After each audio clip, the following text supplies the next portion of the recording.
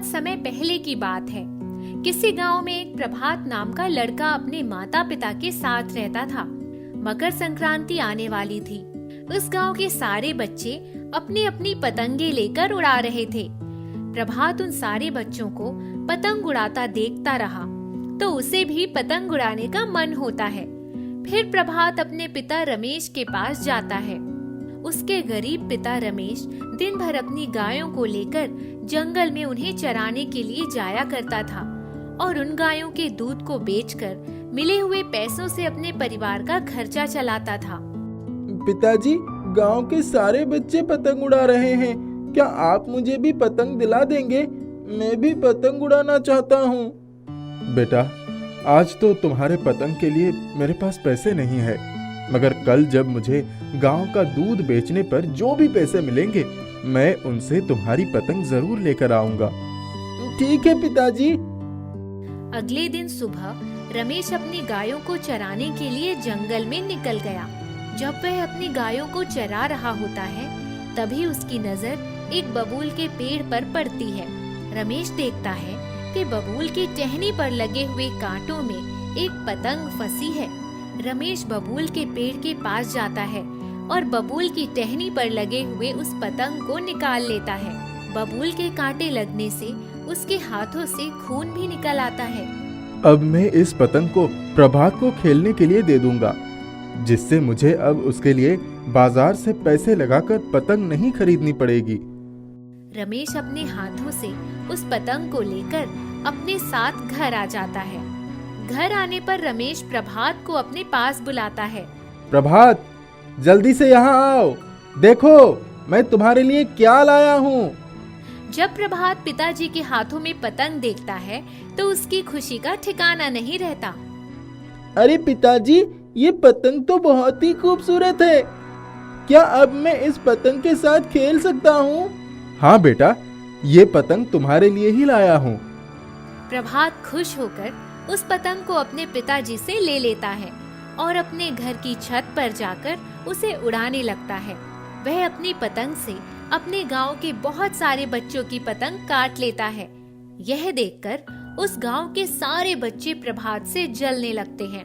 एक दिन जब प्रभात अपनी छत पर पतंग उड़ा रहा होता है तभी अचानक उसका पैर फिसल जाता है और वह छत पर से नीचे गिरने लगता है, मगर तब भी उसके हाथ से पतंग की डोर नहीं छूटती। फिर तभी अचानक उसे ऐसा लगता है कि उस पतंग की डोर ने प्रभात को ऊपर की तरफ खींच लिया है और वह नीचे गिरने की बजाय फिर से घर की छत पर आकर खड़ा हो जाता है। जब प्रभात गिरने से बच जाता है तो उसे बहुत आश्चर्य होता है। मैं तो आज नीचे गिरने वाला था, फिर अचानक इस पतंग की डोर ने मुझे ऊपर खींच कैसे लिया? मेरा वजन तो इस पतंग से बहुत ज्यादा है। लगता है ये कोई साधारण पतंग नहीं है, इसमें कोई जादुई शक्तियाँ भी हैं, जिसने मुझे आज गिरने से बचा लिया। प्रभात अपने पिता के पास जाता है। पिताजी, कल मकर संक्रांति है और उसके उपलक्ष्य गांव में पतंग प्रतियोगिता रखी गई है। उस प्रतियोगिता में जो जीतेगा उसे ढेर सारा इनाम मिलेगा। पिताजी, मैं भी उस प्रतियोगिता में भाग लेना चाहता हूँ। अरे बेटा, तुम क्या बोल रहे हो? उस प्रतियोगिता में तो बड़े लोग भाग लेने वाले हैं। तुम जैसे छोटे बच्चे उस प्रतियोगिता में भाग लेकर क्या करेंगे? क्योंकि तुम उन बड़े लोगों के सामने 1 मिनट भी नहीं टिक पाओगे और वो तुम्हारे पतंग को देखते ही देखते काट देंगे। इसीलिए बेटा, तुम उस प्रतियोगिता में भाग मत लो। नहीं पिताजी, मैं उस प्रतियोगिता में जरूर भाग लूंगा और मैं कल उन बड़े लोगों के साथ प्रतियोगिता में भाग लेकर उन्हें दिखाना चाहता हूँ कि मैं भी किसी से कम नहीं हूँ। प्रभात रमेश के लाख समझाने पर भी नहीं मानता और अगले दिन वह भी प्रतियोगिता में भाग लेने के लिए पहुँच जाता है। जब वह पतंग प्रतियोगिता में जाता है तो उसे देखकर गांव के सभी बड़े लोग उस पर हंसने लगते हैं। तभी वहां उस प्रतियोगिता में उपस्थित एक माधव नाम का व्यक्ति प्रभात का मजाक लेता है। अरे प्रभात, तुम अब बच्चों के साथ पतंग उड़ाना छोड़कर यहाँ भी चले आए। अरे बेटा, तुम यहाँ से जाओ और उन बच्चों के साथ भी खेलो, क्योंकि यह प्रतियोगिता का खेल तुम्हारे बस का नहीं है। इसमें बड़े लोग भाग लेते हैं। माधव की बातें सुनकर प्रभात कुछ नहीं बोलता और चुपचाप वही प्रतियोगिता में खेलने के लिए वहाँ पर खड़े रहता है। जब पतंग प्रतियोगिता शुरू होती है तब प्रभात अपने पतंग से उस गांव के सारे लोगों की पतंग काट लेता है। यह देखकर गांव के सारे लोग दंग रह जाते हैं और फिर अंत में प्रभात उस पतंग प्रतियोगिता का विजेता बन जाता है। प्रभात के विजेता बन जाने पर माधव फिर से प्रभात के पास आता है। अरे बेटा, तुमने तो आज कमाल कर दिया। मुझे तो लग रहा था कि तुम इतने छोटे से बच्चे हम बड़ों की पतंगों को क्या काटोगे, मगर आज पता चल गया कि किसी भी काम को करने के लिए बड़ा या छोटा होना मायने नहीं रखता, बल्कि उस व्यक्ति की मेहनत और लगन मायने रखती है। तुमने आज इस गांव के बड़े बड़े लोगों की पतंग को काटकर कमाल कर दिया है बेटा।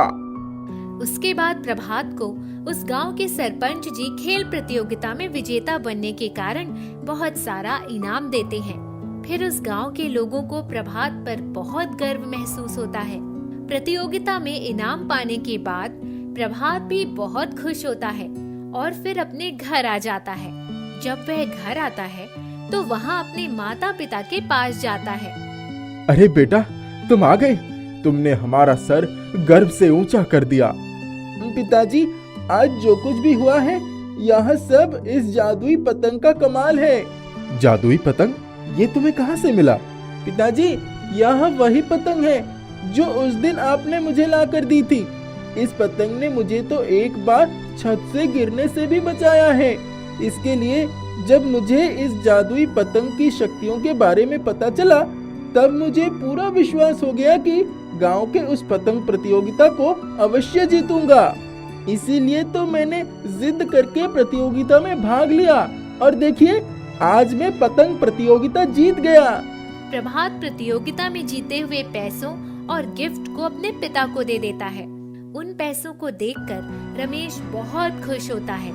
फिर वह उन पैसों से अपने घर की जरूरत की चीजें खरीदता है। रमेश पतंग की एक छोटी सी दुकान खोल लेता है। आश्चर्य की बात, जादुई पतंग के चमत्कार से उनकी दुकान में बहुत सारी रंग बिरंगी पतंगे आ जाती हैं। दुकान में पतंग के धागे और मांझे भी आ जाते हैं। उस व्यापार में उन्हें बड़ा फायदा मिलने लगता है और उनकी गरीबी दूर हो जाती है। वे सभी खुशी खुशी रहने लगते हैं। जादुई वाटर पंप। राजपुर गांव में गिरधारी नाम का एक किसान अपनी पत्नी और बेटी के साथ रहता था। उसके माता पिता बूढ़े हो गए थे। उनके पास जो थोड़ी बहुत जमीन थी उस पर पानी की कमी के कारण कोई फसल ठीक से नहीं होती। इस बार उसने अपने खेत में शिमला मिर्च की फसल लगाई थी। जब भी सब्जी मंडी में जाता तो देखता शिमला मिर्च बहुत महंगी बिकती थी। उसने सोचा अब की बार शिमला मिर्च लगाकर उसको बेचकर खूब पैसा कमाऊंगा। वे लोग कुओं से बेलों को रहट में जोतकर पानी निकालकर सिंचाई करते थे। एक तो इस साल बरसात नहीं हुई और कुएं का पानी बिल्कुल नीचे चला गया। जिनके पास पैसे थे वे लोग तो वाटर पंप लगाकर अपने खेतों की सिंचाई कर लेते थे, पर उसका तो वैसे ही हाथ तंग रहता था। पूरी फसल सूख रही थी। गिरधारी के पास ना ही पैसा था और ना ही इतनी गुंजाइश थी कि कहीं से कर्ज मिल जाए। बापू, पूरी फसल सूख जाएगी, कोई उपाय नहीं सूझ रहा है, क्या करूं? बेटा, मेरे पास तो फूटी कौड़ी भी नहीं है। जो कुछ था मुकदमे की भेंट चढ़ गया। अपनी माँ से पूछ लो, शायद कुछ पैसे रखे हो। मैंने तो थोड़ी सी रकम बचा कर रखी थी, सब बहू के जापे में ही खर्च हो गई। गिरधारी निराश होकर बरामदे में चुपचाप जाकर बैठ गया। बैठकर सोचने लगा कि क्या उपाय करे। वहीं बैठकर अपने नसीब को कोस रहा था कि अचानक एक बूढ़ी औरत लाठी टेकती हुई आई और बोली, बेटा कुछ खाने को दे दो, हो सके तो तन ढकने के लिए एक धोती भी दे दो। भगवान तुम्हारी सारी मुसीबत दूर करेगा। इस गांव में लोग बहुत कंजूस है। सुबह से ही घूम रही हूँ, किसी से एक अन्न का दाना भी मुझ अभागी के लिए ना जुटा। ये कहकर बुढ़िया की आंखों से आंसू गिरने लगे। गिरधारी अपने मुसीबत में उलझा हुआ बैठा था। उसने कहा, अच्छा तुम यहीं बैठो, मैं अभी घर में जाकर देखता हूँ, तुम्हारे लिए कुछ खाने को लेकर आता हूँ। सुनो, कुछ खाने को है? हाँ, तुम्हारे लिए खाना रखा है। वो 4 रोटी और दाल एक थाली में निकालकर बुढ़िया के लिए ले आया। बुढ़िया ने झट से अपने टीन की थाली निकालकर दाल रोटी ले ली और ऐसे खाने लगी जैसे कई दिनों की भूखी हो। गिरधारी उसकी तरफ देखकर मुस्कुरा दिया। वो अपनी पत्नी के पास गया और बोला, कोई पुरानी धोती है तो दे दो, बहुत गरीब है वो बुढ़िया। कौन बुढ़िया? किसकी बात कर रहे हो? अरे वही जिसके लिए खाना ले गया। तुम अपना खाना उस बुढ़िया को दे आए तो तुम क्या खाओगे? अब तो चूल्हे की आग भी ठंडी हो गई है। अरे कुछ भी खा लूंगा, देखो कोई धोती हो तो दे दो। वो चुपचाप गई और एक हरी किनारे वाली धोती लाकर दे दी। वो भी उसके पीछे पीछे देखने आई कि किसकी इतनी आवागत हो रही है। जब उसने बुढ़िया को देखा तो अपनी पति से बोली, तुमने बड़ा नेक काम किया। वो बुढ़िया खा पीकर धोती लेकर चली गई। थोड़ी देर बाद जब वो खेत पर पहुंचा तो अपने कुएं के पास वाटर पंप की घरघराहट की आवाज से चौंक गया। वो जल्दी जल्दी उसके पास गया, तभी उसमें से पानी निकलने लगा और खेतों में बनी नालियों में पानी रेंगने लगा। मारे खुशी के उसकी आंखों से आंसू बहने लगे। उसने वाटर पंप के पानी से अपने मुंह पर छींटा मारा, फिर क्यारियां भरने के लिए नाली काटने लगा। जैसे जैसे पानी खेतों के क्यारियों में भर रहा था, खेत लहा उठा। पर उसकी समझ में नहीं आ रहा था कि ये पंप किसने लगाया। जब वह वाटर पंप के नजदीक पहुंचा तो वाटर पंप से आवाज आई, गिरधारी, तुमने खुद भूखे रहकर मुझ जैसे भिखारिन को खाना खिलाया और तन ढकने को धोती दी। तुम जैसे लोग कभी भी मुश्किल में नहीं रह सकते। मैं जानती थी कि तुम बहुत परेशानी में हो। ये पंप तुम्हारी ही है। अब जहाँ चाहे वहाँ ये पंप लगाकर सिंचाई कर सकते हो। परंतु तुम कौन हो? मैं परी लोक से आई हुई परी हूँ। आज धरती पर इंसानों की दुनिया देखने के लिए आई थी, परंतु वहाँ तो तुम्हारे सिवा कोई इंसान मिला ही नहीं। क्या इस धरती पर सारे इंसान ऐसे ही निर्दयी होते हैं? इतने स्वार्थी लोग रहते हैं, इसका मुझे अंदाजा ही नहीं था। गिरधारी चुपचाप खड़ा उसकी बातों को बड़े ध्यान से सुन रहा था। थोड़ी ही देर में वो घर आ गया। खाना खाकर जब बरामदे में बैठा तो लाल, हरे और पीले शिमला मिर्च के बड़े बड़े टोकरी अपने दरवाजे पर खड़े देखकर वो अचंभित हो गया। उसने एक टॉर्च ली और अपने खेत की तरफ भागा। वहां जाकर देखा कि उसकी मिर्च तो ज्यों की त्यों खड़ी लहरा रही है। वो वाटर पंप के पास जाकर बोला, मेरे घर पर किसकी शिमला मिर्च रखी है? उसको बेचकर अपनी जरूरतें पूरी करो। अब से तुम्हें कभी कोई कमी नहीं होगी। तुम बहुत दयालु और कर्मठ इंसान हो। इस बारे में किसी से कुछ ना कहना। जब समय आएगा तो मैं खुद ही बताने को कहूँगा। गिरधारी घर गया। दूसरी सुबह जब वो उठा तो शिमला मिर्च के बड़े बड़े टोकरे बैलगाड़ी में लेकर बाजार गया, जहाँ उसको शिमला मिर्च के बहुत अच्छे दाम मिले। उसने घर भर के लिए कपड़े और सामान खरीदा। जब घर आकर सबको दिया तो सभी लोग उसको देखते रह गए। सुबह जब वो खेत पर गया तो उसने देखा कि उसके कुएं के पास ही कुंदन चौहान बेहोश की अवस्था में पड़ा था। उसने उसके मुंह पर पानी के छींटे मारे, तब वो उठा और तेजी से भागा। पकड़ो उसको, वो तुम्हारा पम चुराने आया था, इसलिए उसको करंट लग गया। गिरधारी मुस्कुराया और बोला, तुम हो ना, मुझे चिंता ही नहीं है। गिरधारी ने सोचा आज ही मिस्त्री बुलाकर सीमेंट में पंप के लिए एक छोटी सी कोठरी बनवा देता और उसमें ताला लगा देता तो कोई चोरी नहीं कर पाता। तभी उसने देखा कि उसके खेत में कुछ जानवर घुस आए थे। वो हुर्र हा करता हुआ जानवरों के पीछे दौड़ा। लौटकर आया तो कोठरी तैयार थी। एक चमकदार ताला चाबी दरवाजे में लटक रहा था। अरे वाह, ये तो जादू ही हुआ जा रहा है। अब लगता है हमारे दिन बदल गए। जब वो घर आया तो बहुत खुश था। उसने सोचा किसी से कह भी तो नहीं सकता। ठीक है, जब समय आएगा तो देखा जाएगा। जादुई वाटर पंप ने उसके अंधकार भरे जीवन में रोशनी ला दी थी। जादुई चंदन का पेड़। शिवानी घरों में जाकर काम किया करती थी। उसकी एक बेटी थी, राधिका। वह बहुत सुंदर और सुशील लड़की थी। राधिका भी शिवानी के साथ काम में हाथ बटाया करती थी। एक दिन शिवानी अनुपमा नाम की एक महिला के यहाँ काम करने गई। अनुपमा एक बहुत शक्की लड़की थी। उसकी बेटी सांवली थी। शिवानी, तुम अपनी बेटी को किस तरह से नहलाती हो? यह तो बहुत सुंदर है। मुझे भी बताओ राज क्या है? इसमें राज की क्या बात है? मेरी बेटी जन्म से ही सुंदर है। उसका सफेद रंग जैसे उसकी सुंदरता में चार चांद लगा देता है। एक दिन अनुपमा की लड़की रीता को लड़के वाले देखने आ रहे थे। घर में जोरों की तैयारियां चल रही थी। शिवानी और राधिका सारे घर की सफाई कर रहे थे और खाना बना रहे थे। तभी दरवाजे की घंटी बजी। राधिका ने जाकर दरवाजा खोला। काजल, जो लड़के की माँ थी, राधिका को देखकर बहुत खुश हुई। आइए आइए, अंदर आइए। बेटा, घर पर कोई है? आप बैठिए, मैं बुलाकर लाती हूँ। राधिका अंदर से शिवानी और अनुपमा को लेकर आती है। अरे आप कैसे हैं आप सब? शिवानी, इनके लिए जरा ठंडा लेकर आओ।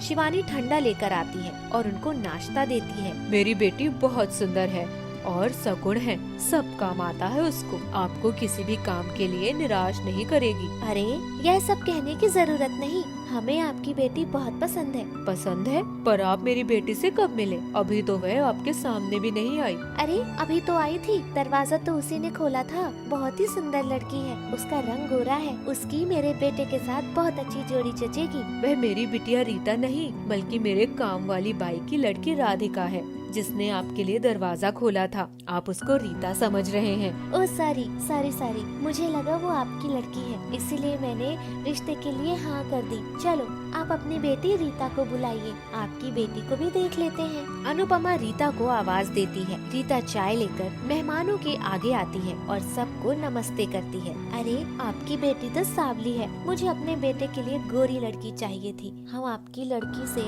अपने बेटे का रिश्ता नहीं कर सकते। हमें माफ कीजिएगा। और काजल अपने पति और बेटे के साथ वहाँ से चल देती है। अनुपमा गुस्से में लाल पीली हो जाती है और राधिका को आवाज लगाती है। गुस्से में आकर वह गरम तेल की करछी राधिका के चेहरे पर लगा देती है। राधिका दर्द से चिल्लाने लगती है और उसकी आवाज सुनकर शिवानी वहाँ आती है। अरे मालकिन, आपने यह क्या कर दिया? मेरी बेटी का चेहरा खराब कर दिया। यह आपने सही नहीं किया। तुझे अपनी बेटी के चेहरे की पड़ी है। यहाँ मेरी बेटी का रिश्ता खराब हो गया, वह भी तेरी बेटी की सुंदरता की वजह से। अब देखती हूँ तेरी बेटी का रिश्ता कहाँ होता है। अब राधिका अपने चेहरे पर इस दाग के साथ जिएगी और हमेशा यह याद रखेगी कि इसकी सुंदरता की वजह से मेरी बेटी रीता का रिश्ता टूटा था। राधिका दर्द से कराहती हुई घर से निकल जाती है और एक जंगल में पहुँचती है। जब थक जाती है तो चंदन के पेड़ के पास बैठ जाती है। तभी वहाँ से आवाज आती है, कोई मुझे पानी पिला दीजिए, कोई मुझे पानी पिला दीजिए, उसका राम भला करेगा। राधिका चारों तरफ देखती है पर उसे कोई नजर नहीं आता। राधिका, मैं एक जादुई पेड़ हूँ। मुझे बहुत प्यास लगी है, मुझे पानी पिला दो। राधिका पास की ही नदी से पानी लाकर पेड़ की जड़ों में डालती है। तुम्हारा बहुत शुक्रिया राधिका, मैं बहुत वक्त से प्यासा था। आज तुम्हारी वजह से मेरी प्यास बुझ गई। यह तो मेरा फर्ज था। आज मैं बहुत खुश हूँ कि मेरी वजह से किसी की प्यास बुझी और मैं किसी के काम आई। पर तुम रो क्यों रही हो? इस जंगल में क्यों भटक रही हो? यहाँ तो कई जंगली जानवर रहते हैं। राधिका सारी कहानी पेड़ को कह सुनाती है और रो पड़ती है। राधिका, मैं एक चंदन का पेड़ हूँ। मेरी लकड़ियों में जादू है। तुम मेरी टहनियाँ तोड़ लो। उन चंदन की लकड़ियों को घिसकर अपने चेहरे पर लगाओगी तो जले हुए का दाग हट जाएगा और तुम्हारा चेहरा पहले की तरह सुंदर हो जाएगा। और एक बात और, मेरे लकड़ियों में सारे रोगों को ठीक करने की क्षमता है। इन्हें तुम समाज में रोगों को दूर करने के काम में ला सकती हो। क्या यह सच में ऐसा कर सकता है? आपका बहुत बहुत धन्यवाद पेड़ जी। आपने मेरी सारी समस्याओं को दूर कर दिया। अब मैं पहले जैसे सुंदर बन जाऊंगी। राधिका खुशी खुशी उस पेड़ की टहनी को तोड़कर घर लाती है और अपने चेहरे पर लगाती है। उसके चेहरे का दाग गायब हो जाता है और वह अधिक सुंदर हो जाती है। अरे, तेरे चेहरे पर तो जले हुए का सारा दाग मिट गया। यह कैसे हो गया? कल ही तो तेरे चेहरे पर अनुपमा ने निशान लगाया था। है ना माँ? सच में मेरा चेहरा बिल्कुल साफ हो गया ना? यह सब एक जादुई पेड़ की करामात है। जादुई पेड़? कैसा जादुई पेड़? तू कहना क्या चाहती है? आज के टाइम में कोई जादुई पेड़ होता है? माँ, मैं सच कह रही हूँ। उसी पेड़ की वजह से आज मेरा चेहरा साफ है। राधिका जंगल में हुई सारी बातें शिवानी को बताती है। अब शिवानी और राधिका उन टहनियों की सहायता से सबकी मदद करते हैं। एक दिन की बात है, शहर में महामारी आती है। शिवानी और राधिका उन चंदन की टहनियों से शहर में आने वाली बीमारियों से लोगों की रक्षा करते हैं। इस तरह वह पूरे शहर में चर्चा का विषय बन जाते हैं। सभी उनको बहुत पसंद करते हैं। यह बात अनुपमा की बेटी रीता को पता चलती है तो रीता उनके घर वह चंदन की लकड़ियों को चुराने पहुंचती है। इस राधिका ने अपनी सुंदरता की वजह से मेरा रिश्ता तोड़ा था। आज मुझसे कोई रिश्ता करने के लिए तैयार नहीं है। मैं इसकी कामयाबी की सीढ़ी को ही तोड़ दूंगी। अब ना रहेगी टहनी और ना रहेगी राधिका की प्रसिद्धि। और जैसे ही रीता लकड़ियों को हाथ लगाती है, चंदन की लकड़ियाँ सांप में बदल जाती हैं और उसकी ओर आने लगती हैं। रीता डर के मारे भाग जाती है। कुछ सांप उसके गले में लिपट जाते हैं। अरे, मुझे माफ कर दो, मुझसे बहुत बड़ी गलती हो गई। मैंने तुम्हें चुराने में बहुत बड़ी गलती कर दी।